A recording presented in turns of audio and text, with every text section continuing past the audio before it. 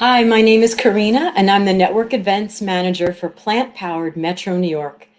Welcome, welcome to our monthly series, Cooking with Chef Carole, presented by Plant Powered Metro New York and co-sponsored by the Marlene Meyerson JCC Manhattan.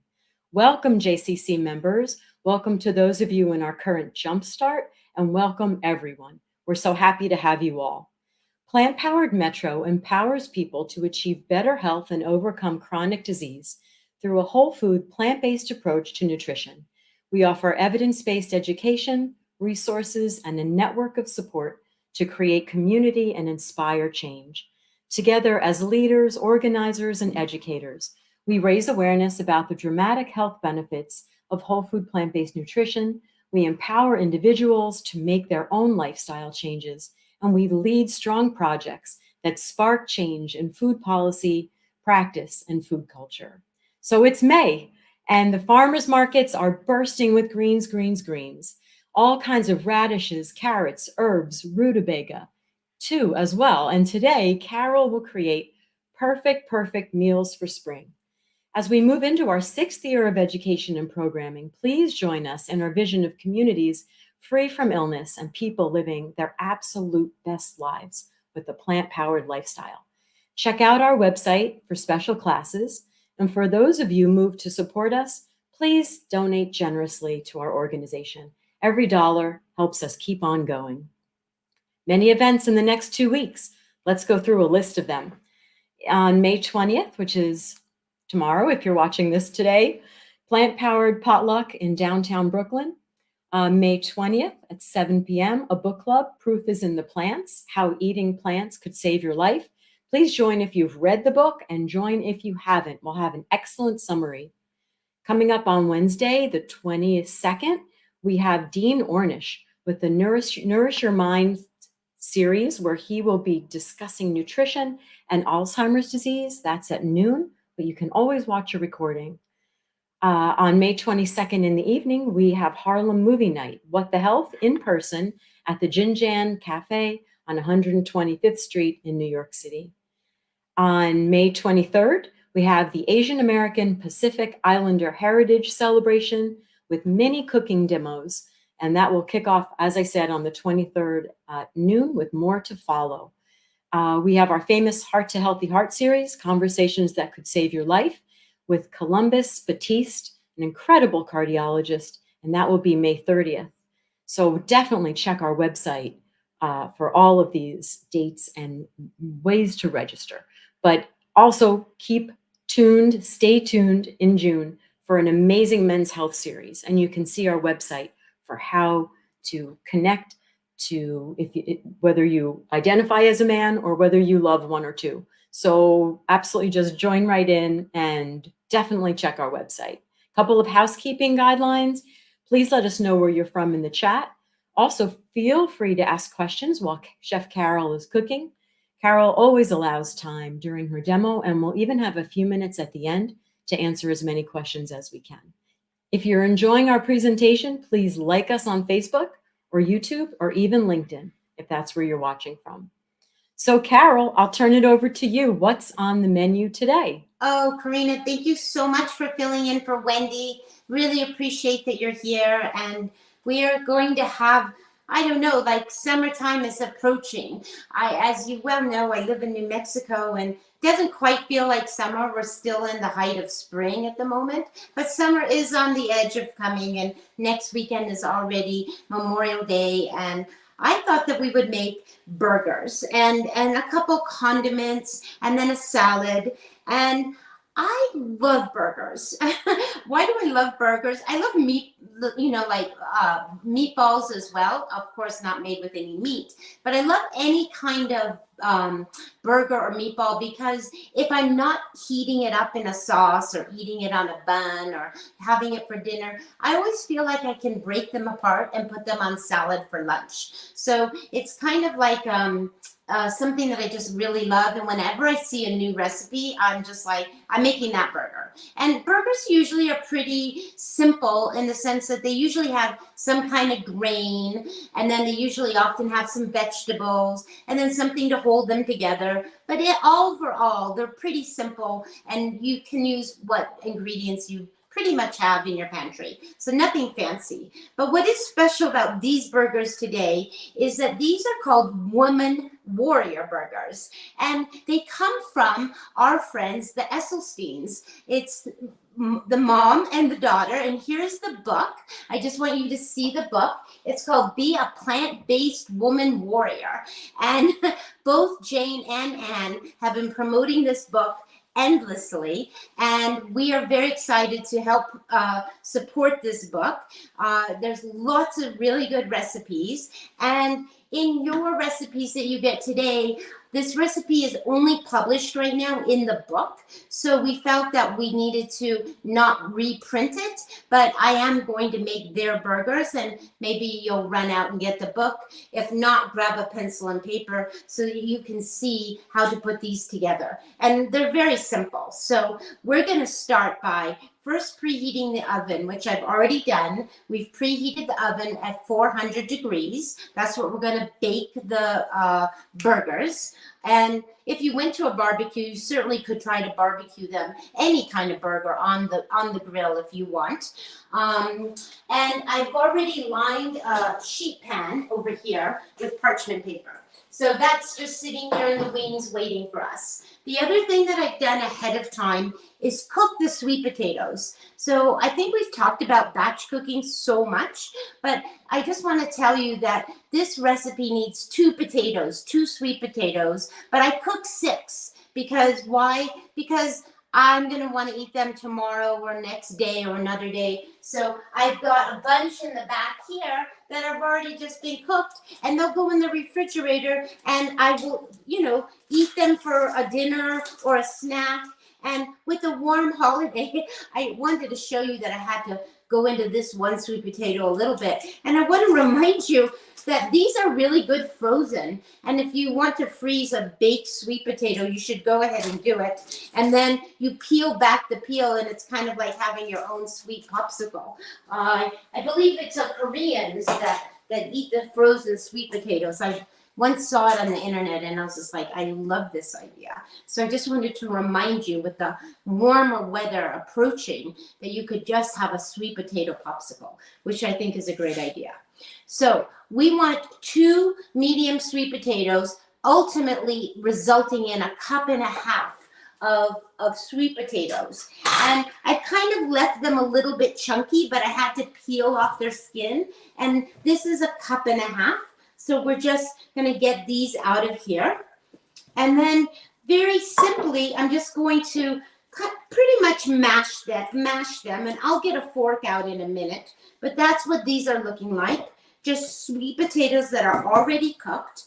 And then we want to have 1 can of black beans. Now, of course, you can substitute any other kind of bean you want, but you'll see that we're going to use a lot of spices in this dish, a ton of spices, actually. And the black beans really go well with these particular spices because it's kind of a little bit Tex-Mex. So you'll see, but for sure you could use white beans or chickpeas or pinto beans. Don't feel obliged to use the black beans, but that is how the recipe is written up.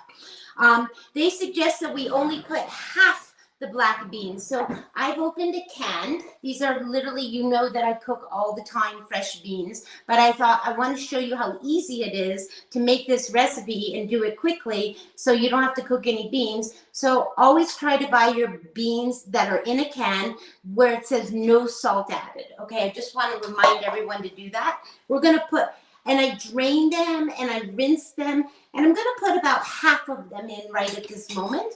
And then I'm going to get a fork and I'm going to start to smash. Because I want to get some beans that are whole, and so the ones that I've left behind are going to stay whole. And we're just going to start to mash this. And we want some beans to actually blend in with the sweet potatoes, but we're going to want to have some whole beans as well. Okay, and these look like very good sweet potatoes. They're very, very moist and I can see their wetness. And I'm just smashing away here. You could actually get a potato smasher, I seem to forget that I own one sometimes.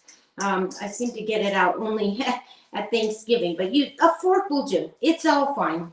And again, I'm just pretty much smashing these. The next ingredient that we want is quinoa. And I've cooked the quinoa in advance. I'm going to go get my little pot of quinoa. Now you can cook as much quinoa in advance because you're going to use 1.5 cups of cooked quinoa, okay? And how do you get there with exactly 1.5 cups?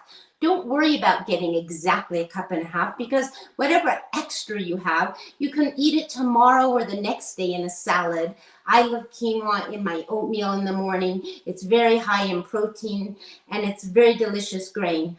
So I have red quinoa here. You could use any kind of quinoa. You could use the beige quinoa. They have packages of tricolor. I love the black quinoa if you find that ever. And this is red. And all the different colors are definitely quinoa, but they taste a little teeny bit different.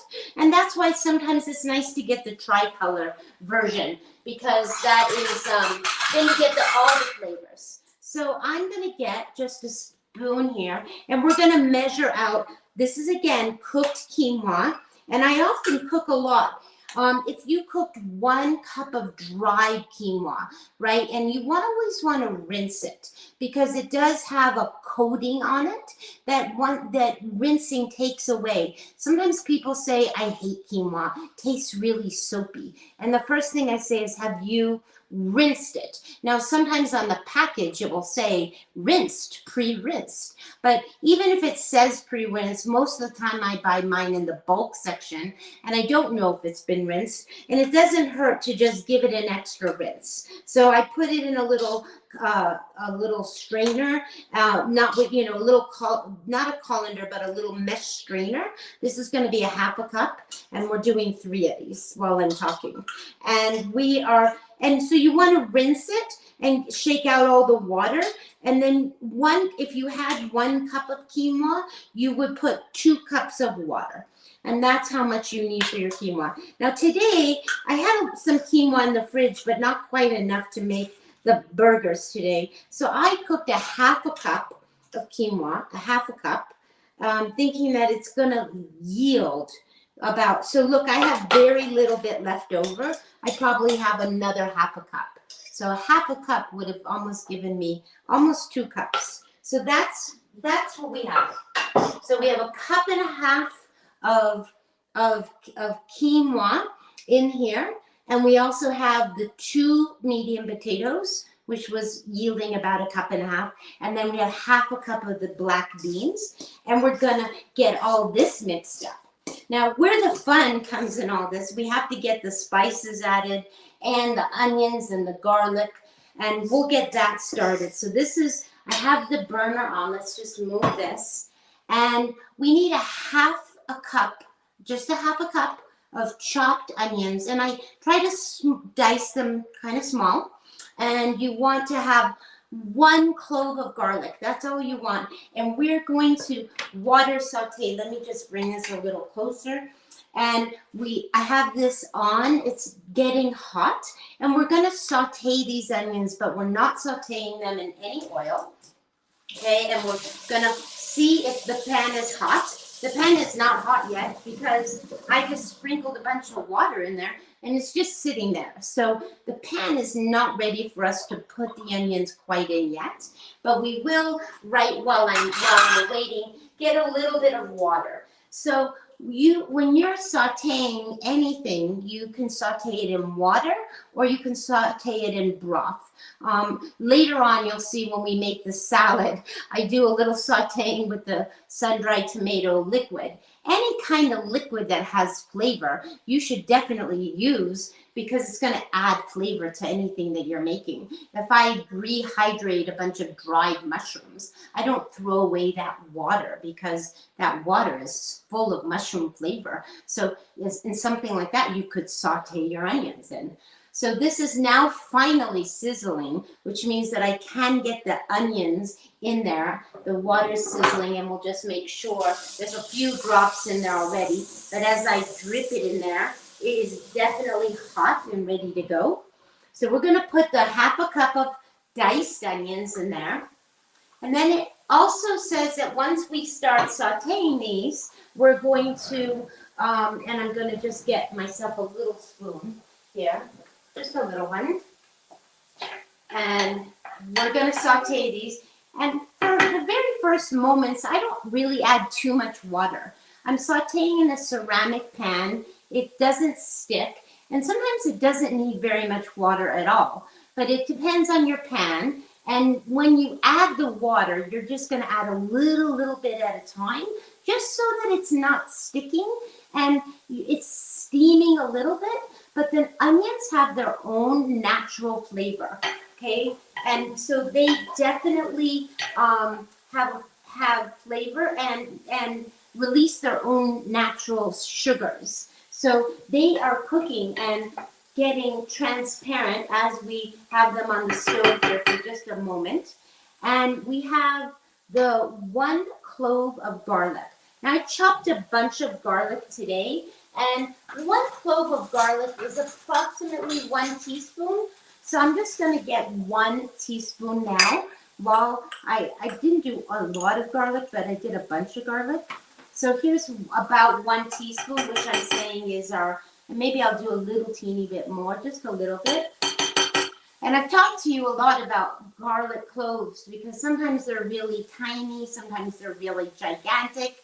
And so you want to always kind of know what a normal clove looks like, because if a recipe says 1 clove, maybe you actually need 2 cloves because of their size. I left this out because I did something funny this past week. There were no garlics at my store where I shop mostly.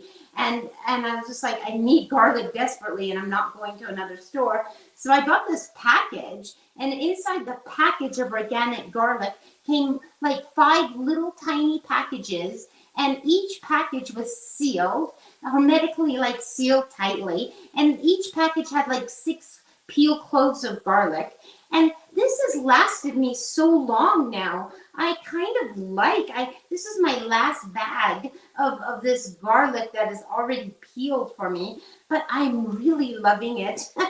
And of course, I'm going to go back and buy the fresh garlic in a bulb where you have to take it out. But I have really loved this, so I had to tell you that I was kind of getting that garlic and loving it.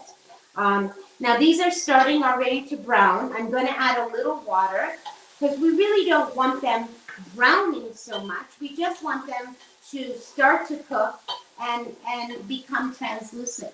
And you see already that they are becoming translucent. And I've already got the garlic in there. So that's eventually going to go right in here. And then we are going to add the garlic. We did that. And then we're going to add the oats. So one of the things that binds this burger are oats. Sometimes you actually have to grind the oats, but I think the women love the texture in these burgers. So we're putting 3 tablespoons of oats into this is what's going to help to bind it. Okay, and I'm going to take these off. It's just a little bit, but these onions are definitely cooked enough. I'm going to turn this off, and I'm going to get them right in here with their garlic. And sometimes if I see that the garlic has stuck just a hair, I put a teeny bit of water to loosen everything, and everything loosens. I don't want to leave anything behind in this pan ultimately. That's my goal. And yeah, so that's my goal. So that's pretty clean. And if you want, one could just rinse it out just with a little water. But it's pretty clean, and I'm going to put that over here for now. Okay, so when I first made this recipe, I couldn't believe how many spices were in it. But they're all normal spices that all of us have, hopefully, in our cabinet. So I'm going to run through the spices. Now, the women put 1 tablespoon of maple syrup in this dish. I actually omitted it the very first time I made it because for me, sweet potatoes are so sweet that I couldn't bear to have any more sweetness, but there is 1 tablespoon of maple syrup that goes in the recipe. then what follows is a ton of spices. And you think, how could it be that all this is going to go into, but it really packs so much power. So we have 2 teaspoons of cumin. We have 2 teaspoons of smoked paprika. We have 1 teaspoon of coriander. We have 1 teaspoon of chili powder. And we have 1 teaspoon of onion powder. And we have 1 teaspoon of garlic powder and 1 teaspoon of oregano. So I will say that just one more time in case anybody has missed all of it.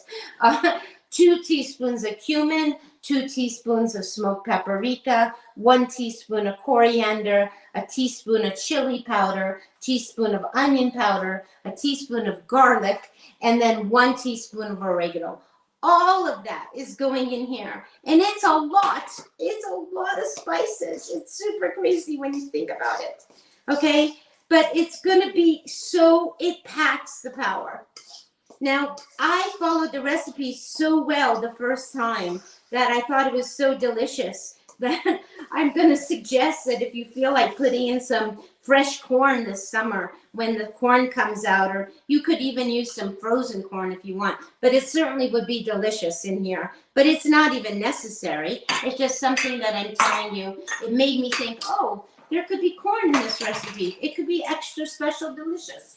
So in a minute, I'm going to just get right in here. Let's get, what am I going to get? A spoon. I'm going to just get a spoon, a big spoon. And we're just going to mix all of this now together. That is it. That is your mixture for your burgers. Now, could it be any faster or any? I don't think so. And you really don't want it to get all smashed up. You saw that I added the rest of the black beans in there, right? So there's going to be some whole black beans. And that's why I kind of thought maybe it would be fun to add some corn in there, because the women really like the texture. They talk about that, the texture of the burger, and it's quite nice. It's very special. So I think this is good. Normally, I would just give it a taste, and let's just see how it tastes. And it's quite moist, and I'm going to taste it. How could it be bad? Because it's got a million spices. It is so yummy because it's sweet. It's a little spicy.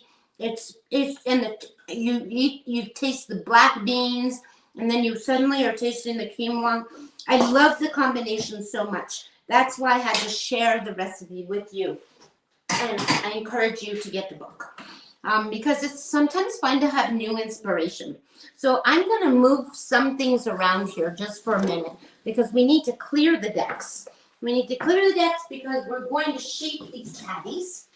And I'm going to get a sheet pan here. And I have this parchment paper. Someone gave me the most gigantic roll of parchment paper. I usually use this brown parchment paper, but someone gave me this gigantic box. It's going to last forever. They said it came from the Costco. I mean, it's quite a gift for someone just to give you a box of parchment paper. But I'm always surprised to see that it's my pan with the white paper because I'm always having brown paper. So the way we're going to shape these is you can shape them with your hands just like you make any kind of burger, but I really like this method very much. I have a bunch of mason jar lids, but not the lids that are the metal with when the ring pops out. These are just solid. You could use the lid of a peanut butter or a tahini jar, whatever kind of lid you want. I took all these out because I have 2 that are different sizes. One is, well, these are 2 of the same size, but here's one that's a little smaller. Sometimes I make smaller burgers, but usually I make the bigger burgers. So if I'm going to have burgers, I'm kind of already thinking about the surface. What's going to go on top? What is going to actually go on top? So we need to get our hands wet as we grab the filling. And we're just going to start, and these are very, very moist. And we're just going to start to pat these in. And I'm going to try to work pretty quickly so we get them all into the oven. I know it's not so much fun to necessarily watch me do this, But see, there's your burger, okay? That's your burger, and it's gonna go on the piece of parchment paper, and you're not even gonna bother to spray or put any kind of oil on it. It literally will come right off. And I don't fill them so level. And if you want to fold, you see I have this plastic wrap that I've put in. If you want to not get your hands so dirty, you could fold the plastic wrap over and pat them in. But I kind of don't feel like that's necessary. The part that's necessary is for it to fall out easily. And that's the reason that you have the plastic. And then I always give it a little bit of shaping, just a tiny bit at the end. But I like making them big and fat. That's up to you, the size that you make them. I like having them at least a half an inch thick. It makes me feel like I'm eating something that's a little heartier, a little juicier. And maybe their recipe says that it makes like 8 to 10 burgers, but it really depends on the size that you're making them, how wide you're making them, how big and fat you're making them. So that again is really truly up to you, but I like having them big. So that's my thing. Karina, is there any questions at this moment? Well, Yes, there is. I do have a question, Carol. Thank you. First of all, it looks incredible, and they look amazing, and they haven't even cooked yet. What do you think if someone wants to make a batch like this and then put them in the freezer? Is that something that's possible? I think it is possible. I probably would shape them just like this, right? I would do the step all the way through, and then I would shape them, and then I probably would put them in the freezer if you could fit a sheet pan in your freezer, or like get them so that they're frozen, and then wrap them all up. Like I would try to get them hard, right? And then maybe you could put them in a Ziploc bag or something. But That's a great idea. That. But you saw how fast it is. Like literally, especially if you use 1 can of beans that you're not, and surely making the sweet potatoes are any time. You can have the quinoa made ahead of time. And you could even portion out the spices ahead of time. So it could come together very fast for you, is my point. So is there any other questions? And you can see that I'm going to get 6 big ones, right? You can see that we're not getting 8 to 10. And that's because I really have filled each one to the max, really, so that they're big and fat, because that's the way I like them. And again, I'm just kind of making their edges. And then we have a teeny bit left. And if you can resist eating it, and not just throwing the burgers into your mouth, into the scrap, or what I call scrap. If I had a little kid and they were like really wanting to have some, I would certainly give them this to snack on. And you would just form this last patty. I'm seeing if it's big enough to go in the little one, but it kind of isn't. So we're just going to form that little last patty. And these are the kinds of things that, it's a good snack. And sometimes I like hiding little one underneath my salad. Not so much breaking it up on the salad, but hiding it under the salad. So it's kind of like a little surprise. It's like having a falafel in a salad or something. It's just a little surprise, and I like that. So now I'm just going to rinse my hands here and just kind of get ready. The oven has been preheated already, and would you believe I'm such a crazy person with this saran wrap? I often just rinse it out and I let it dry. Literally, I literally let it dry. Not right there, but I let it dry in the dishwasher. And then I reuse it. So these are ready to go. You can see how big and beautiful they are. And again, I really made them fat. They are good half an inch fat, but that's how I want them. And we're going to put them in the oven right this minute. And we are going to just see, so basically they bake for about 20 to 25 minutes. And we're going to carefully flip them after 20 to 25 minutes. and then cook them probably for another 5 or 10 minutes. They could almost be done at that point. You'll just have to see if they're brown and that they're holding together really nicely, and then the burgers are done. And for me, even though I'm a single person, I cook all those burgers at one time. So tomorrow, if I come home and I don't want to make dinner, the burgers are already ready, and all I have to do is put together a salad or something with it. But I cook them all at once. I don't bother to just think, oh, I'm just one person and I'm gonna just make one burger. I cook them all at once. So I am done with those burgers. If anyone had a question about the recipe or needed anything, I'd be happy to repeat myself, but we're gonna make some condiments. But this is a moment, Karina, that I don't mind answering any questions if someone had anything about the burgers. I did see a question about someone wondering what kind of pan you like to use for water saute. Oh, my pan I love this pan the most. I love it so much. It's called an Ozeri pan, Ozeri. I have a small one. I wish I had a 10 or 11-inch one. I don't. But this is like 7, maybe 7 inches probably. Again, I'm a single person, so I use it all the time, like all the time. And it's really good. I even cook crepes in it. I water saute. But honestly, I have many stainless steel pans that are saute pans, and I do water saute in those too. So I don't limit myself. It's just that I love this pan, so it's my go-to pan.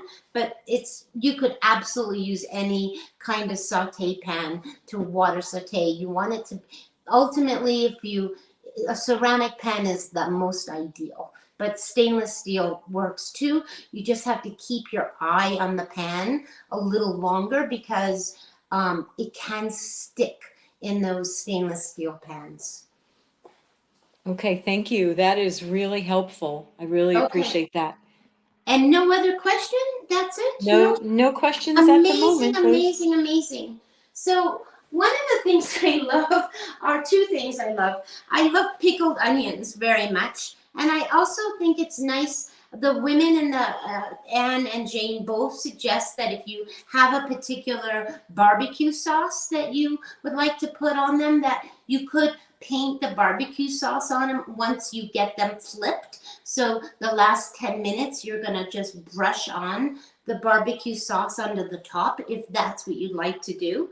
So we're gonna make a quick spicy ketchup, and we're gonna make some pickled onions. And I thought that would just be fun to know how to do that, because many barbecue recipes, if you go and you just pull a barbecue sauce off the shelf, most of them will have a lot of sugar in them, maybe even a corn syrup. So essentially, it is a tomato sauce with lots of spices and a little sweetener. So we're gonna do that right now. And I'm actually gonna use the same pan.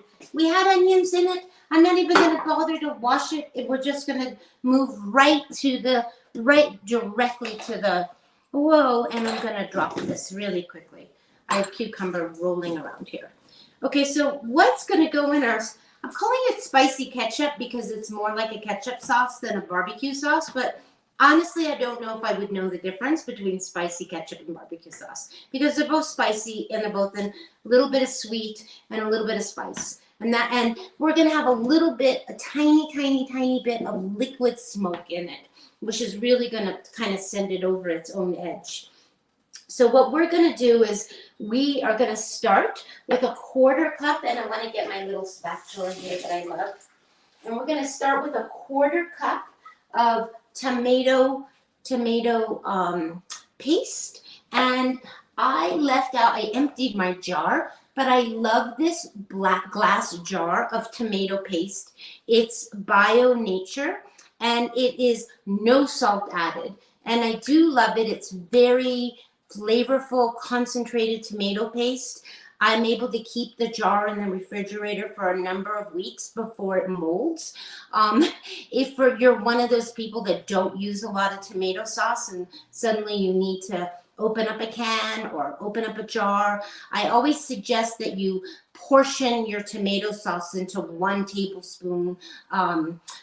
Like take a little piece of foil and then put a tablespoon, empty your whole container full of tomato sauce, but make 1 tablespoon portions. Then close them up like little packages, and you'll have maybe 6 tablespoons. And then you'll put it in a Ziploc bag, all the little packages, and then you'll just throw it into your freezer. And that's what I used to do all the time, because I was always the person that would go back to my can or my jar and say, oh my God, it's moldy already. I've lost a whole can and I've only used a tablespoon. So definitely know that that can go right into the freezer, portion it out. You often need a tablespoon for a recipe. And if you needed 3, this is, 1/4 cup is 4 tablespoons. So you could have 4 tablespoons that are already in the freezer. So we're going to put this in here. And it's very simple. Just this tomato paste. Okay. And it's already sizzling. I'm going to lower it a little bit. And what we're going to add is it needs a little bit of sweetener. So I'm going to add 2 tablespoons of date paste. And we've talked a lot about date paste, and if you don't know how to make it, you could look it up just on the internet, date paste. But it's just basically medjool dates. It could be the deadlit Nor dates. I like the medjool dates because they're really soft and plump. And then you want to just put them in a food processor or a blender and blend them with some water until you actually have a paste. And I always have a jar of this paste in the refrigerator. Why do I have a jar of this paste? Because I'm always needing some kind of sweetener, and this is my to-go sweetener. Okay, so I'm almost at the end of this jar, and that's okay. We're also going to have a teaspoon, 2 tablespoons of water. So let's get that. We'll use the same cup that I had, and we're going to put 2 tablespoons of water in here. We might need a little more water. We'll see once it gets going. I'll just leave that. I like putting water in where I had the tomato paste so all the liquid comes out. And then always we need a vinegar. So we need 1 tablespoon of apple cider vinegar. So that's going to go in there like that. And then we need a punch, right? A punch is going to be Dijon mustard.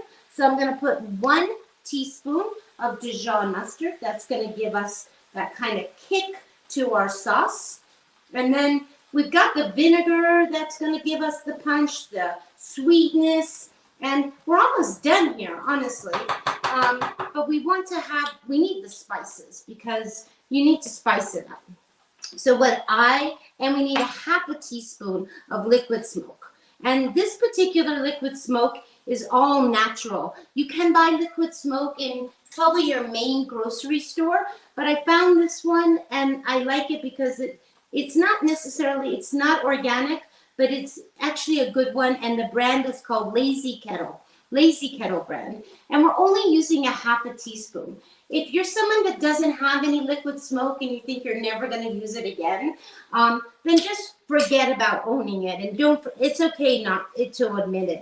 Your sauce is just not going to taste as smoky as I'm currently making it, but it really is okay.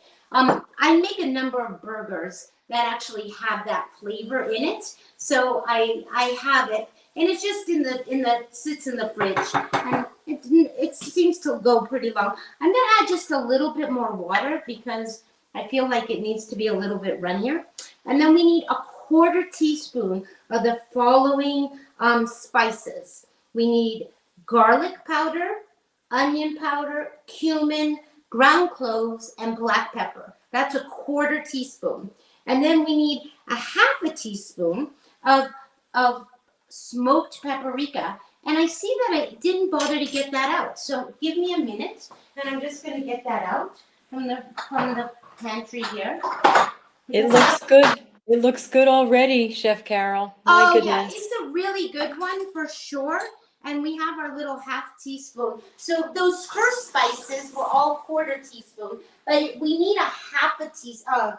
We need actually a 1/2 teaspoon of the smoked paprika. And you can see why smoked paprika would go in there because It's totally fitting and it's perfect for this. So this is cooking like crazy, and it really doesn't need to cook like crazy. And I'm going to add just a little more water. So in the recipe, I said that we needed 2 tablespoons. Maybe we need just a little bit more. I've added a little bit more. I just want it to be a little bit runnier and not as quite as thick as and this is looking very good. This is really looking, you don't want it too runny, right? Because you're going to end up topping your burger, and you want it to be, but that's really it. This is it. And what would we do right now with this? First of all, I'm going to taste it to make sure that it, oh my gosh, it's so delicious. You wonder why anybody would eat any ketchup of any sort, because this has so much flavor and is quite delicious. So how will I deal with that? I will just put it into a little ramekin, because it will be a condiment that we will add to our burger. We could paint it onto the burgers if we so desire, or we can just put a little bit onto our sandwich when we build our burger sandwich. So that is that. Simple, simple, simple, simple, simple. And hopefully you think that that is great to have. You could, if you had a lot left over or something, you could certainly turn it into some kind of sauce if you wanted. But that's the makings and the beginnings of the spicy ketchup, which I think is also very, very similar to barbecue sauce. Does anyone have any questions before we move on to our easy pickles that we're going to make? We have a comment. A couple of people have said that they love that brand of tomato paste too when they can get it. So oh, yeah. I love it. And they just changed their label, just so you know. And so maybe you, like, I've showed everybody this jar so many times, and they're like, it's never been green before. But they actually tell you new look. But I buy everything of theirs. Tomatoes, whole tomatoes, everything has no salt. Their whole tomatoes are delicious. I've taken to ordering them from the company direct, because they sometimes give you 15% off when you're ordering. And I just order like 6 cans of whole tomatoes at one time. These little jars sometimes are on sale for $2. They have really good apricot jam that I love. That's made, has some kind of, their sweetener is like apple juice concentrate or some kind of juice concentrate. So they're very good. And they also make pasta too. So that, it's just a good brand. I'm glad someone noticed that. Anything else, Karina?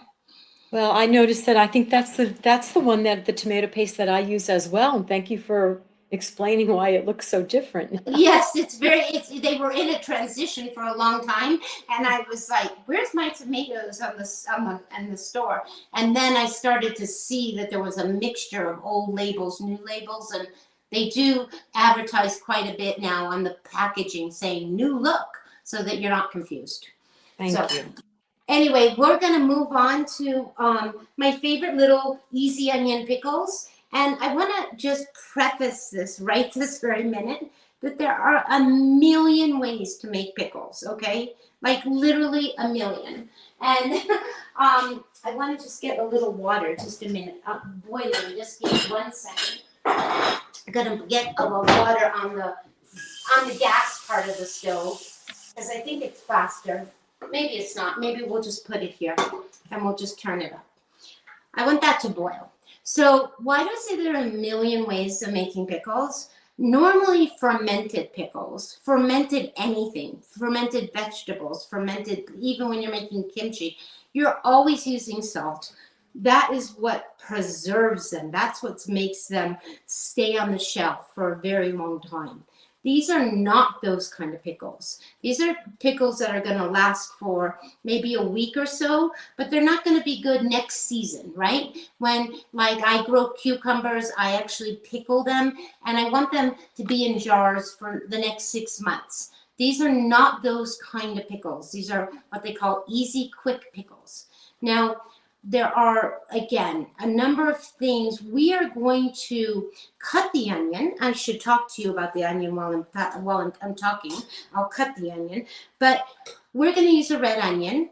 And we are going to use just a small jar. In the recipe, I say use 2 to 3 small onions, but I've already got 1 jar of pickles, so I don't want to end up with a million pickles because I can only eat them so fast. So I'm going to make a smaller jar of pickles than what I say in the recipe, but the recipe calls for 2 to 3 small onions, a quart of boiling water, 2 bay leaves, 2/3 cup of rice wine vinegar, 2/3 cup of water, and then some peppercorns, okay? And then I suggest to you that if you want to flavor your pickled onions, you can flavor them with slices of garlic. You can put slices of jalapeno in the water. You can put fennel fronds. You could put fresh dill. There's all sorts of ways of flavoring these onions, but we're doing the most simple. The other thing that I want to tell you is that a lot of people don't put hot water on the sliced onions. They just literally put the onions in the jar and then they put the vinegar. And a lot of people, when they make these pickles, they often just will slice the onions. Literally, you could slice the onions and then use that regular, what I call white vinegar. White vinegar, like some people call it the Heinz white vinegar. I don't know, that's a brand of vinegar, but you could just, and you know the white vinegar that I mean, the really inexpensive vinegar that maybe you would clean your counters with or clean your floor with, but that vinegar works perfect, okay?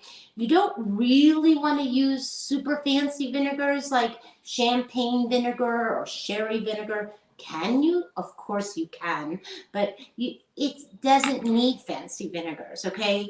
And it doesn't, but I'm going to show you the way that I like doing these, because if you don't pour hot water on your sliced onions, they're going to be super crunchy. And if that's what you like, then don't put the hot water on, okay? But again, I really like very much them to be a little bit soft and not super crunchy. So I'm going back here. I think my burgers are cooking. I can really smell. They're not ready to flip quite yet. So I'm getting a mesh container here, and I've got, it says we need a quart of water. That is, we need a quart if we're doing like several onions, but we're only doing 1 onion at the moment, because how much pickled onions can I eat? Now, pickled onions don't just go on your burgers. Pickled onions can go nearly on every sandwich that you make, and it can go on your green salad and whatever else that you're going to make, right? Ultimately. Let me just get that into the compost there. Okay, so what we're going to do, it's up to you. You can slice rings if you want.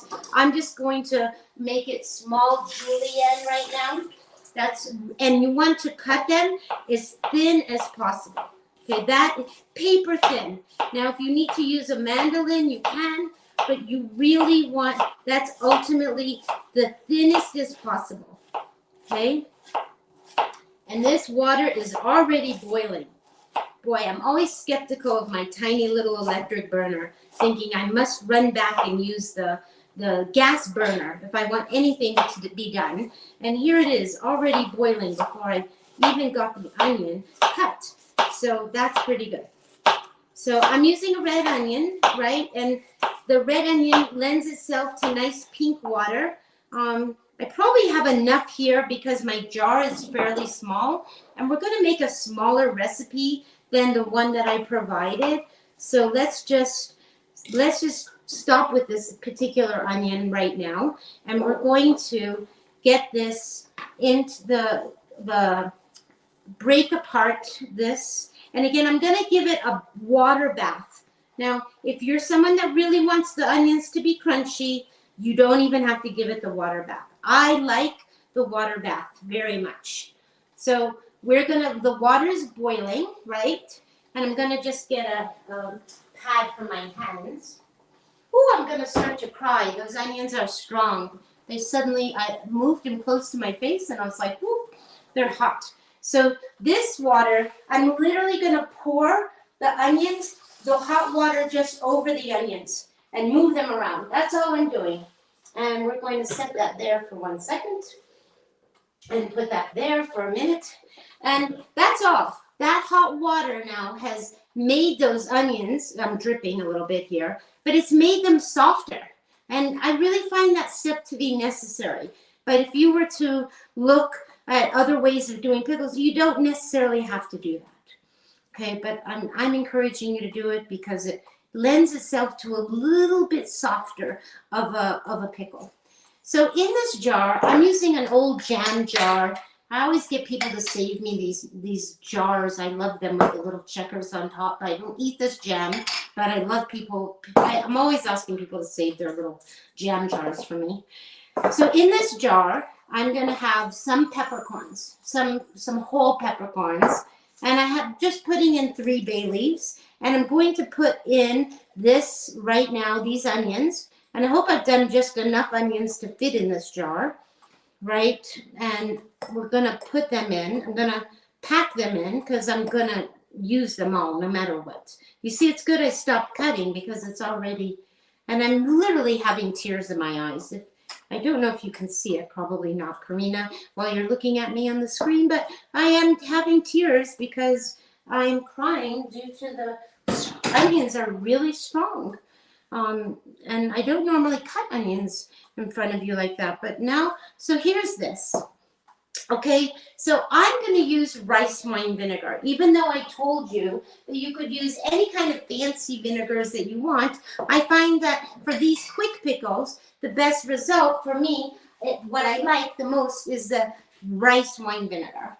And I like reminding everyone always that it's important to read the vinegar bottle, especially rice wine vinegar, because there's the kind that says on the label, sweet and tangy. Sweet and tangy means that it contains a little bit of sugar. This has 5 grams of sugar in it, and the calories are 25.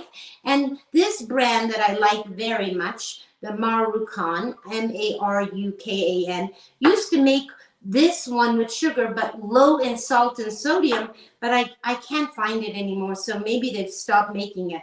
But the really good thing is the same exact brand, Marukan, organic rice vinegar. This has 0 calories and has 0 added sugar. So it's good to know the both of them, and it's always good to look at the label very much when you're having your rice wine vinegar. So in this tiny little jar, so the recipe when you use several onions is 2/3 cup. It's the same amount of vinegar to water. Okay, so both these jars are nearly empty, and I'm going to want 1/3 cup. So I'm going to use, because I don't want to run out of either one of these, I'm going to make 1/3 cup out of both jars. It's my silly way of like getting 1/3 cup.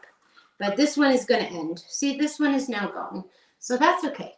So this is 1/3 cup. I'm doing, again, like a half a recipe because I have this little jam jar. And then we're going to also fill it up now to 2/3 because I ultimately, whatever amount of vinegar, that's the amount of water that I want. And then I'm going to pour this in. Don't know if it's all going to fit, but I think it will. They're perfect. Okay, and I have the peppercorns already in there. And then this is going to sit. And you just want it, ultimately, the longer it sits, the more flavor it's going to be, right? And your bay leaves are in there and your peppercorns. And ultimately, the water turns pink and very, very pretty. It takes a few hours for that to happen. But you could eat the pickles, and you see how beautiful you could. Whoops, I'm spilling as we speak. Oh, my goodness gracious. We're spilling. But let me just get my little cloth here to wipe that up. But so the onions look really beautiful after they've sat. Carole, how long would you keep that in the refrigerator? Well, I would keep it in the refrigerator probably, I don't know, a week or maybe two at the most. But you're gonna go, if you make a little jar, you can probably pretty much go through them very quickly. Now, the really beautiful thing is they're really delicious. I mean, they're kind of, when can you say that you can just eat onions? It's raw. They are so delicious that you're going to see right now that I got really quickly, and I do want to look in the oven. I just want to look very much if it's time to flip our burgers. So you must give me 1 minute. I think they're time to flip, and I'm going to see if I can do this without, let's just put this here for a minute. And they won't be sticking up, but one just fell apart a little bit. They need a few more minutes before I go flipping. I can't flip them quite yet. They're not quite hard enough. They really need to be solid on the bottom and brown on the bottom in order to flip. So, Karina, did I answer your question? You did. It's wonderful. I've also made those using red wine vinegar, if that's what I Yes, you had. can. And some people, even you could stretch it and say, oh, I'm going to use, I'm going to go ahead and use, what do you call it? Balsamic. But you can. It's just, I want people to know that you don't have to have the fancy stuff, right? You don't have to have sherry or champagne or balsamic. You can do it with the cheap white vinegar and it's going to be delicious. So that's okay to do in this particular instance. While I'm talking and we're waiting, we do have to move on to our next salad, but I kind of can't resist doing this just really quickly. I had a little bit of cilantro here that I'm throwing into a bowl. I'm going to show you that I'm going to grab some of our pickles, right? Because I have so many. What am I going to do with so many pickles? I'm going to eat them, but first of all, we don't want any of these red peppercorns and black peppercorns, but I'm going to chop. I'm just going to make the fastest, I mean, literally the fastest while I'm talking to both you, Karina. I see I'm actually successful at chopping the black pepper, the corns, because they're super soft. They're not bouncing around anywhere. And I thought really fast we'd make a quick 1, 2, 3 guacamole because I have this little tiny avocado and I planned on stacking the burger with the avocado, like a slice of avocado.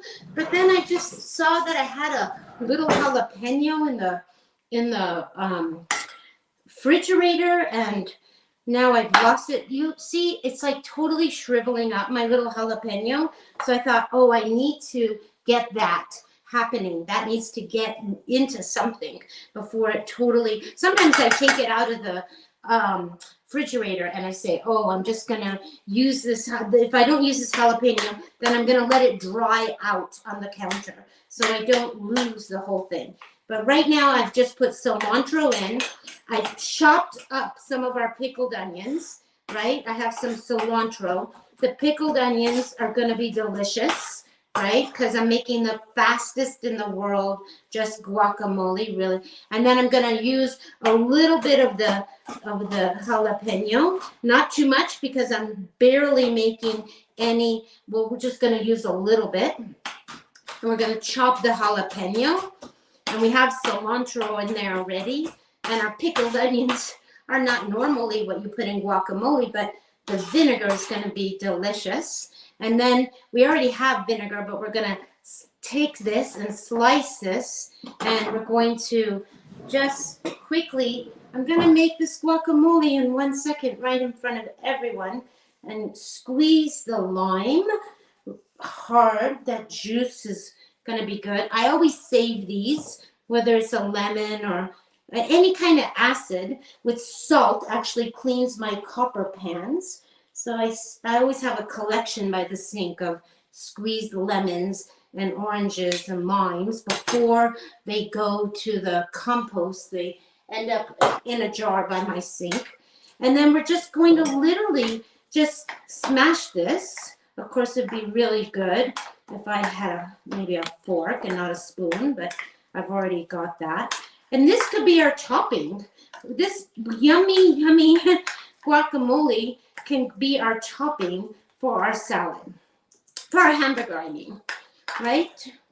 So that's done, okay? Now, of course, we want to taste it because maybe it needs something. We don't know. Let's just see how it is. It's a little chunky. I like it that way. Quite delicious. Quite delicious. Kind of ready for it's very good. Tastes like guacamole. So that is done. And let's do one more thing for the burgers, and then we will move on to the final salad, because we do need to make that. Are there any questions, Karina, that you have for yourself, maybe, because or even just our visitors?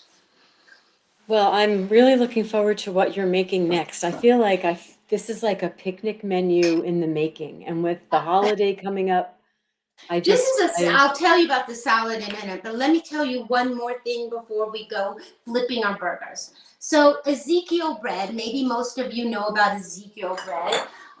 It's something that I always have in the freezer. I seem to never have it on the counter. I literally buy a whole loaf and I throw it, you buy it in the freezer section of your store and you put it right back in the freezer. When you get home, it looks like this, Ezekiel bread. They make tortillas. They're all sprouted, sprouted wheat, sprouted barley. It's flourless, it's low glycemic. It's all very good. Ezekiel, they also are called Food for Life. That's their brand. They make English muffins. They make lots of kinds of breads.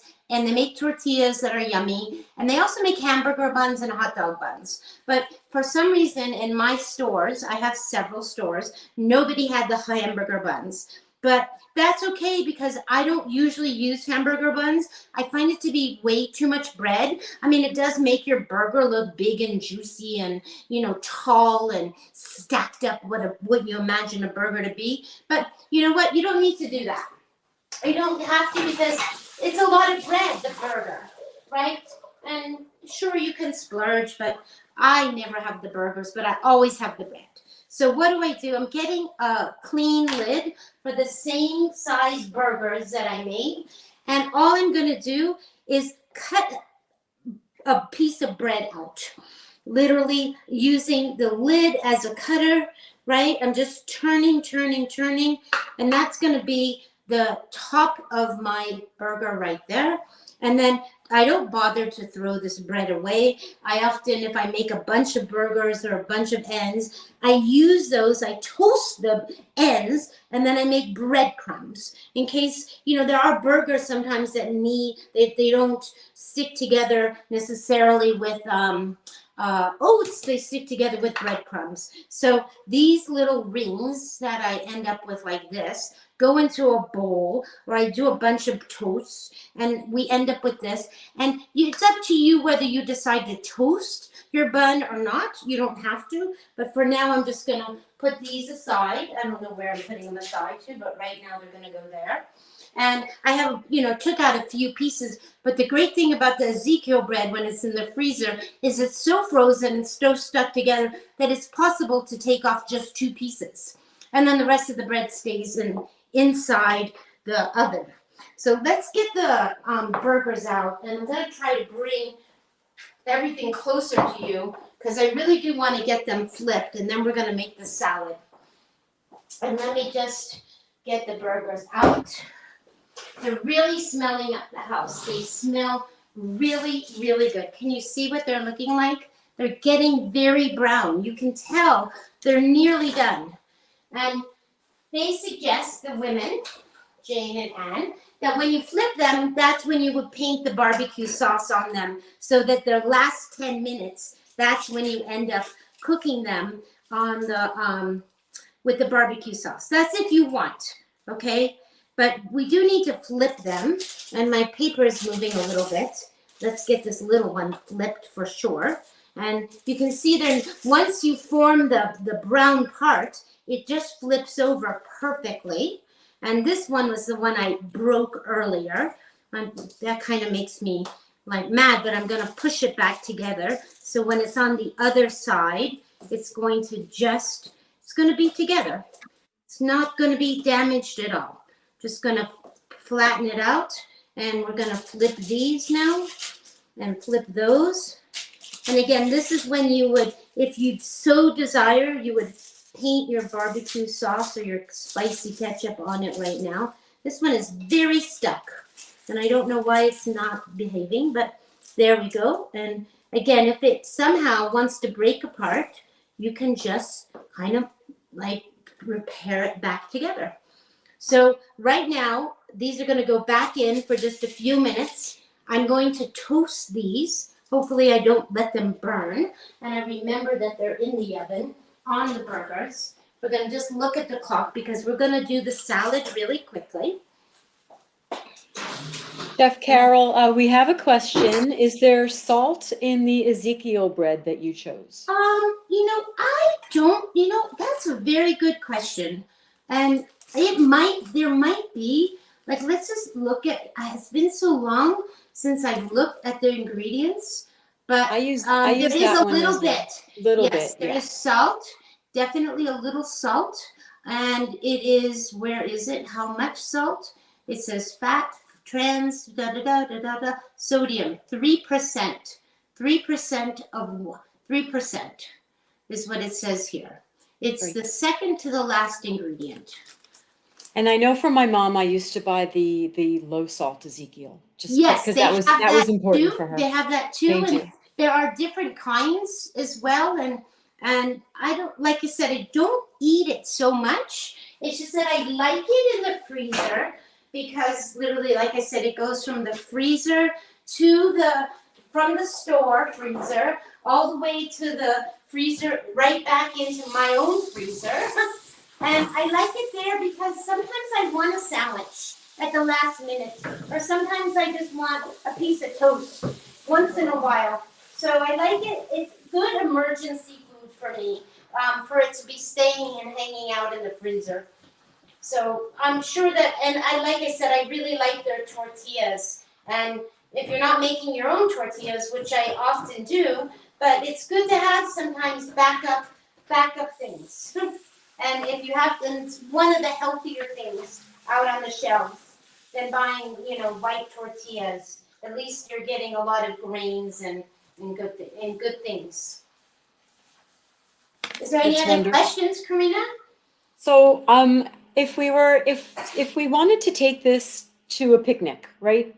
So could we do a quick watermelon and mint with this and then have, hit absolutely every possible desire anyone could have at a picnic? So you would do, so just, I'm sorry that I was watching and listening to you, Karina, but I heard something about mint and my ears perked up. And you said something about watermelon, which I super love with mint. But I was just thinking, a lot of times we take some food with us to a picnic, and it would be marvelous to take all of this and then maybe even a little bit of watermelon with mint, which is a 2 Oh my ingredient. God. And I have to tell you that now that you've said that, I'm always reminded, and this is perfect transition into this salad. Because why is it perfect? I'm always digging into my old recipes. And a friend of mine said, Carole, what about that warm salad you used to make with cumin and chickpea? I loved it so. I'm like, I haven't made that salad in so long because it has a quarter cup of oil and it has salt and it has this and that. And I haven't thought about that salad. He goes, well, I really love that salad. So this is my constant. I'm constantly going back to old things. So when you say mint and watermelon, I suddenly thought of what is feta cheese and watermelon, and I used to make red onion salad so much to bring to an outdoor party. So there is a way to make feta, believe it or not, out of tofu. Maybe we'll do that one time during the demo, but let's just forget about the feta right now and still riff on your lovely idea of chunks of watermelon with mint and then pickled onions. It will be delicious. Absolutely. That would be incredible. It will be delicious because people aren't going to expect to have pickled onions with their watermelon, and it's going to be refreshing, and the mint, it's going to be delicious. I wish I was making the salad right now, but I'm not. So well, we have some Jumpstart people joining us, which is exciting. We're so happy to have you here. Welcome. Chef Carole does this almost once a month, so stay on the list. Keep checking in with us because she'll teach you so many delicious things. And thank you. And I was once a jump starter too, one time. I mean, I've always cooked my entire life. I've worked in restaurants for a long time. I currently am working in a bakery at the moment. I've always been in the food business, not all my life, but most of my life. So a lot of my tips and tricks really do come from my professional life. And I was a vegetarian for many, many years, 30 some years. And it took me a long time to give up the cheese and a long time to give up the dairy. And when you're trained at working in a restaurant, you learn that salt is essential, oil is essential.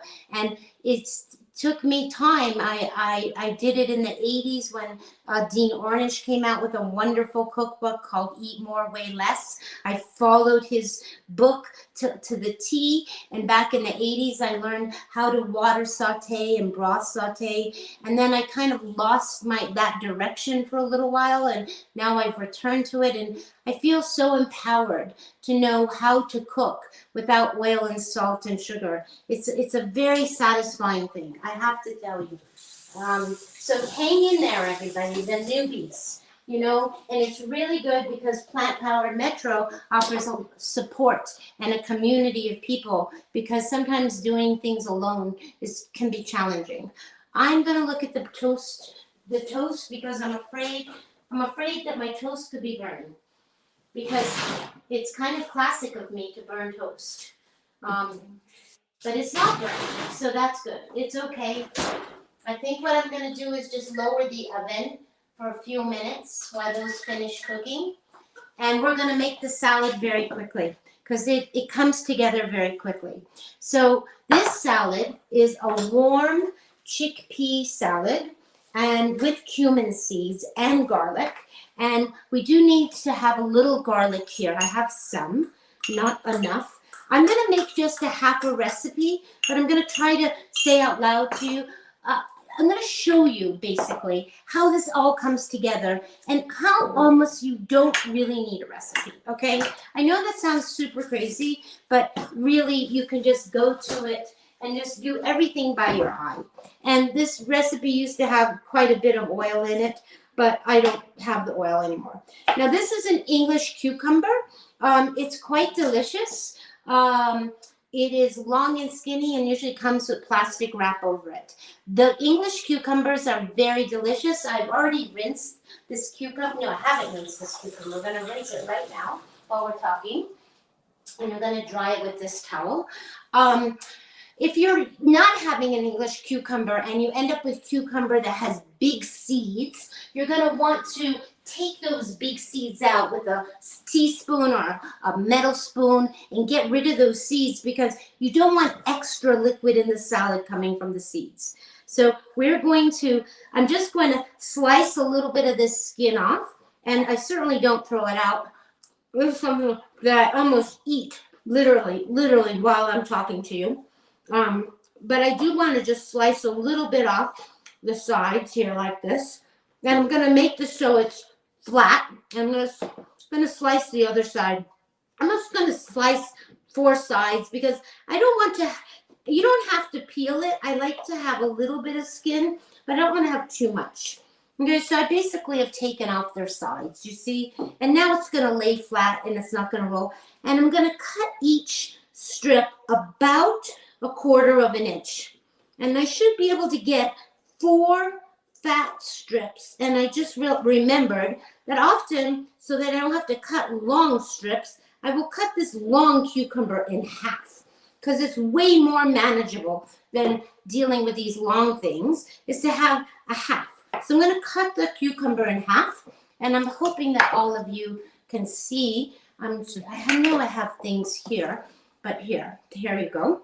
And we have all these slices now. And what I'm going to do is maybe stack 1 or 2 on top of each other. And then I'm going to basically dice, okay? I'm just going to dice the cucumbers. Now, I made this salad at the beginning of the week. I made this salad on Friday night again because I had to go to a potluck. And then now I'm making it again. So this is ultimately the 3rd time that I'm making this salad this week. That is why I've decided to not make the full recipe, because I'm a little overdosed on the salad. But I'm so happy to be making the salad again, because if it hadn't been for my friend David reminding me that I made such a good salad a long time ago, I wouldn't have bothered to go into my recipe book and look up the salad that I used to make a long time ago. Because again, I kind of forget sometimes that I used to make things, because I forget, oh, that had some cheese or that had some oil. But it's really nice to be able to go back to your old favorite things and try to figure out, how do I work around this? Does it really need a quarter cup of oil? And what can I substitute, or how can I make this work? So we're almost done cutting the cucumber, okay? And again, this is just small dice. And this salad has no onions in it. Now, I had to toast a bunch of cumin on Friday night. So I have a little bit here. I have probably a tablespoon in my mortar, literally from Friday night, because I toasted a lot of cumin. So this recipe starts out by saying, take your cumin and toast it, and so that it gets become aromatic, right? And you only want to do that for a very few minutes and toast the cumin, because it's going to start to make everything fragrant and smell really, really delicious. And once you've toasted it, then you put it on the side. Now I have the burner on because I don't need to toast the cumin, because I actually have cumin.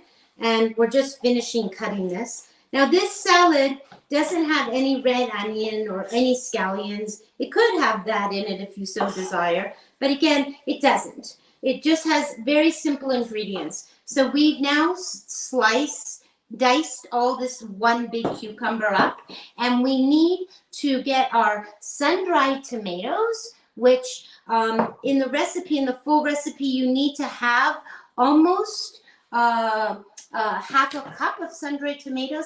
I have these sun-dried tomatoes. You want to buy them so that they're not that they're not in oil, right? And you want to just cut them up.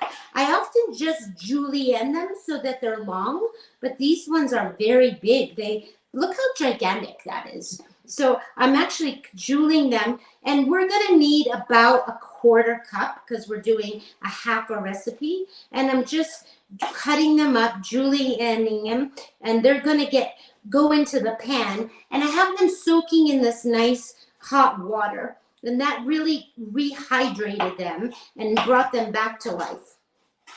Now, many sun-dried tomatoes have some salt on them, but you can find them without salt. I have seen packages that even say that there is sugar on them, and I'm not sure why you want to have sugar on your tomatoes coated like that. But here is probably enough. Maybe one more because I have them. And we're just going to slice. Again, I'm just julienning them. I'm cutting the tomato in half because they're very big. And that's going to get sauteed. So this is going to go in, and we also need garlic. And let's just get that. I have a little bit of garlic. That's probably enough garlic. So we're going to put my cumin, pretend that it was already toasted. Well, it is already toasted, but I'm going to put it in there. And it was toasted already, so we're not going to do it for very long. And I'm going to put the sun-dried tomatoes in here. Now, normally this recipe, this is when you would be cooking everything in the oil, and we're not having any oil. So we're going to have to use something so that things aren't going to stick. And we do need to cook our garlic, okay? So I am having, it looks like 1 tablespoon here. I probably need a little bit more garlic. So I'm going to go to the effort right this very second and just chop a little bit of garlic very quickly for us. I'm going to smash it. And I think the burgers are done. My toast is probably done, that's for sure. I'm going to take my little toast out. And I'm going to turn the oven off. Those are just going to stay warm for now. I'll put those there. I can't tell you, I don't have a toaster.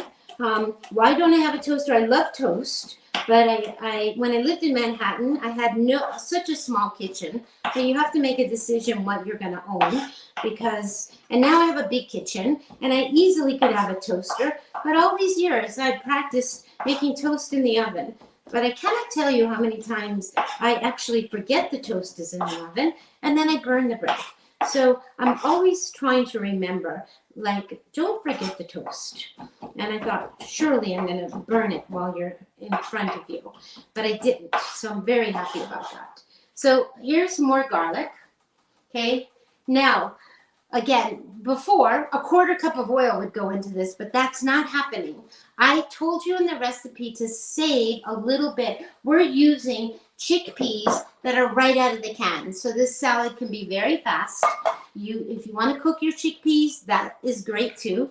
And we're eventually going to get the chickpeas in there. But I'm going to put a little bit of the aquafaba. That is literally the liquid from the canned beans. When we made the burgers, I just got rid of that black liquid. But this is very good when it's from the garbanzo beans or from the cannelli beans, to save that, because I often use this to toss a bunch of broccoli or asparagus to roast in the oven.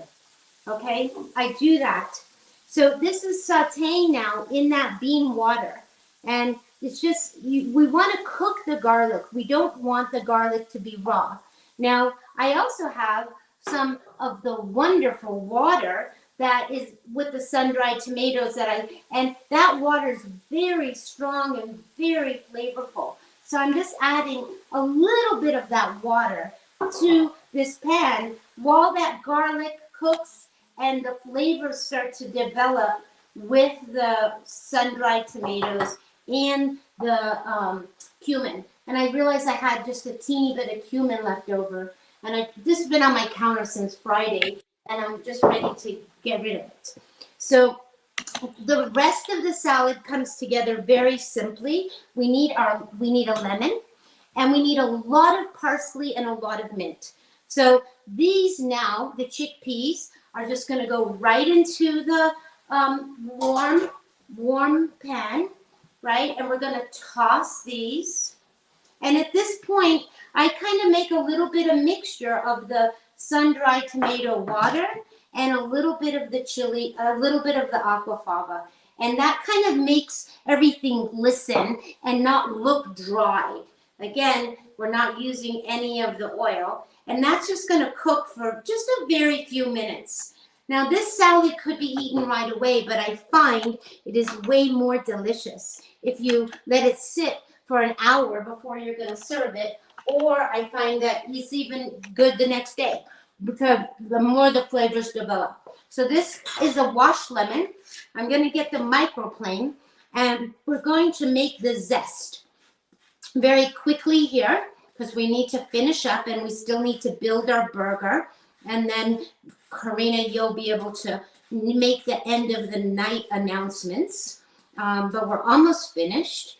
I wanted to do almost everything. As you can see, I didn't prep almost anything in front of you. And I'm pulling towards me, and that makes the zest. You see, it's very building up. There's probably a good teaspoon, almost a tablespoon probably.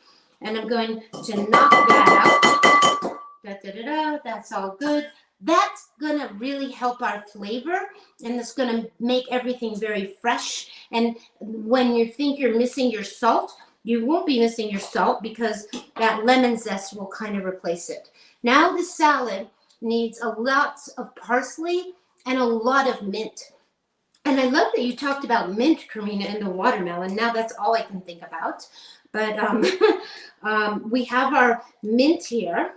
And we're just going to, and this is just cooking a little bit. I'm going to turn this off, because you just want to warm the chickpeas, and you want those flavors all to kind of come together there.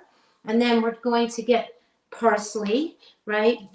And again, I wrote out all the instructions and how much the amounts are, but you can see that it's pretty much, you can kind of create this salad with just your eyes and figure out like how much mint, and I don't know, my parsley's wilting here. So I'm gonna just get it all out onto the cutting board here. That can go into and we're just going to chop this up really fine. So this is a combination of mint, fresh mint, as well as fresh parsley. I'm using Italian parsley. I tend to like the flat leaf parsley, but you could use the curly parsley. I do think both parsleys taste different, so it's a preference on what you would like to use. Right now, it's so smelling delicious that I don't know what to say. So we're using fresh herbs here and fresh citrus, right? The zest, and we're gonna use the lemon. And we've got our dried cumin, and our toasted cumin is really what it is.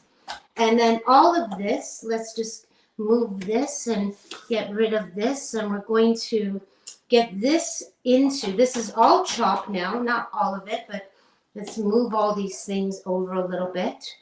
And we're going to finish it off with lemon juice. Okay, and we're going to put this on top like that. Again, very simple salad. For those of you that have made Israeli salad, it might remind you of Israeli salad, which is really fresh tomatoes. It doesn't have chickpeas, doesn't have cumin, but it's a very similar to Israeli salad. And all of that's coming out like that. I think that's okay to leave there. And then we're going to squeeze. Oh, of course, I dropped my whole lemon squeezer into the sink, but we'll wash that. We've got to make the burger. We're almost done, Karina. I might have you finish the announcements in a minute while I put the burger together, unless everybody wants to see the burger being put together. But well, I'm going to squeeze lemon juice, and you almost can't go over the top with the lemon juice, because what happens with this salad is everything is going to absorb. The cucumber, the sun-dried tomatoes, it's all very absorbent. Again, I'm saving these in a jar for myself for cleaning my copper pans. This is going to go, and then this is the salad. And if you can just see, I'm just going to give, it's warm right now, and I'm just giving it a mix. And you can see it's quite beautiful, quite beautiful. And you could give it a couple turns of black pepper if you like. You could even put chili flakes if you so desire, but I think the black pepper is good. Give it some black pepper. And then, of course, we always want to taste things to make sure that it's good, right? Because you never want to serve anything. We want a little bit of everything here. Chickpeas, we want everything. Sun-dried tomato. It's heavenly. Heavenly. So if for some reason you made the salad and you felt like it was a little dry, you could add a little bit of either the tomato that you plumped up your sun-dried tomatoes, or a little of the what is called the bean water. But this is perfectly moist, perfectly delicious, not missing the olive oil at all. And we have a very few minutes to build our sandwich. And it's up to you, Karine, if you want. I don't know how many announcements you have, but I'm just going to work on building the sandwich. Right. Why don't you plate that, and I'll thank everybody for coming and run through the announcements. I'd love it if we could both be on. So that would be great. Excellent. Thank you. So we talked about a lot of the events coming up. You can go to the Plant Powered Metro New York website to see our list of dates. We have a potluck in downtown Brooklyn on May 20th. We have the book club, The Proof is in the Plants, on May 20th as well. We have the really epic Nourish Your Mind series wrapping up on Wednesday the 22nd with Dean Ornish explaining his really new data on nutrition and Alzheimer's disease. That's May 22nd. Harlem Movie Night, What the Health.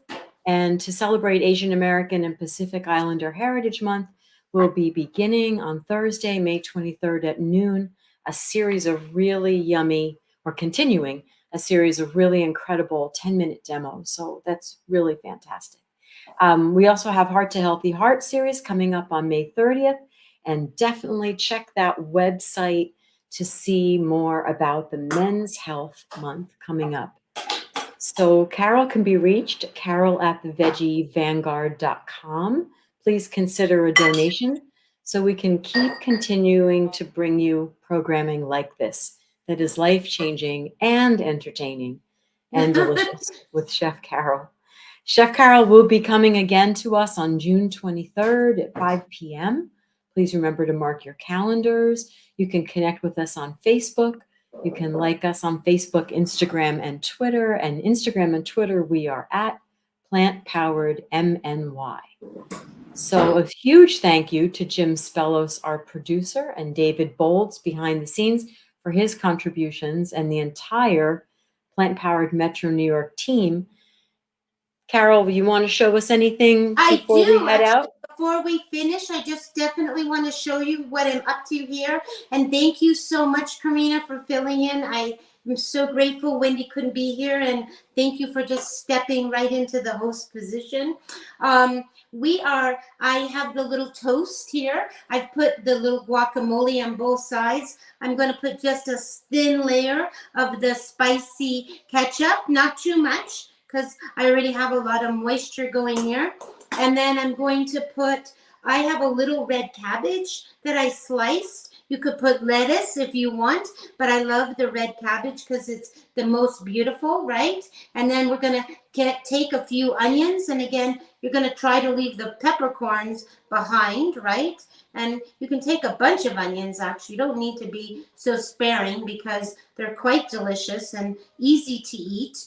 And I don't know, now I have 2 jars. So I'm going to make a little pile of onions like that. Okay, and then the top would go on, right? See, that will be our burger there. And that looks quite delicious. If you can see, that is our burger, made on my own homemade Ezekiel bun that I made just by cutting out the bread into the same size circle. And that's ready to eat.